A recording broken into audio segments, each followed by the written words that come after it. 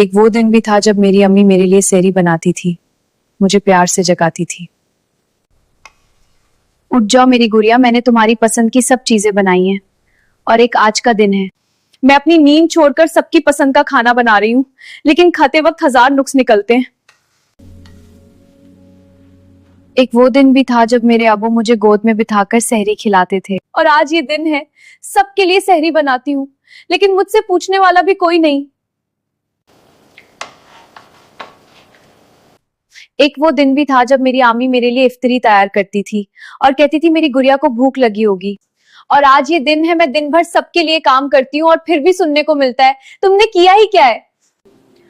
अम्मी अबू आप बहुत याद आते हो, कश में कभी बारी ना होती।